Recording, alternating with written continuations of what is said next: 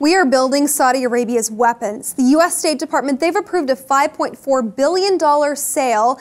Now, the U.S. defense contractors that are making these weapons are Lockheed Martin and Raytheon. They've agreed to a multi-year deal to build warships, 600 PAC missiles. They're called PAC-3 missiles for Saudi Arabia. The deal also includes telemetry system, guidance flight test targets, fire solution computers, launcher modification kits. You know, Michael, we're even sending 70 people over to show them how to use it once we build these, which is really troubling to me because we're hearing a lot of rhetoric. This is why this story matters to me. We're hearing a lot of rhetoric coming out of Washington this week attacking Iran for being this radical Islamic state. Meanwhile, our BFF, that are also radically Islamic as a state practicing Sharia law, we have no problem with their ideology. It's only Iran. It only, you know, that's really just chapping my ass here a little bit because I wish that we could be more consistent. If we're going to blame one, we should blame the other. But apparently the Saudis have the money. They've come to the table. And so, yeah, we just love them. We gave them a lot of that money. And here's the deal. The Iran card is part of what's being played into here. The Saudis are, you know, they're wanting to beef up because they are trying to defend themselves potentially against Iran as well. And it's, you know, listen, the truth here is this is not a new thing. This is, in my opinion, it's kind of business as usual. I saw an interesting quote in here, and it said, "We're not seeing that any strains in the U.S.-Saudi government to government relationship are inhibiting the business relationships," said one source. Listen, I mean, it's just business. It's just business. So we make great weapons. These companies make great weapons, and Saudi Arabia has the money through their oil, which we buy. Why don't we just keep it all in-house? I mean, but that's another discussion entirely. I want to go back. Thomas Friedman, he wrote this article in the New York Times.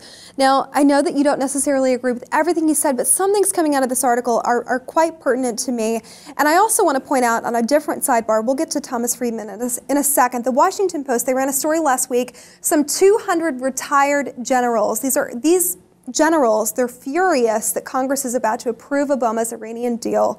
And they're urging lawmakers to reject the Iran nuclear agreement. They say that it's a threat to national security. One of these in particular, Lieutenant General Thomas McInerney, the retired vice chair commander of the U.S. Air Force in Europe. He said, "What I don't like about this, the #1 leading radical Islamic group in the world is the Iranians." I've got news for you, sir. That's absolutely incorrect. That's not a true statement. They're not leading radical Islam. Saudi Arabia is actually pretty radically Islamic. Why don't we have the same, issues across the board? I understand that point of view, and I don't disagree with it. It's interesting because the Saudis, they have all of this money. And using that money, they are able to spread Wahhabism and kind of push down other groups. So these are the people that we have to work with in that area at the moment. We may not always see eye to eye to them, but it is what we have to work with right now. And these deals have been on the books for a while, and it seems like business as usual to me. It's just, okay, just keeping the status quo in line.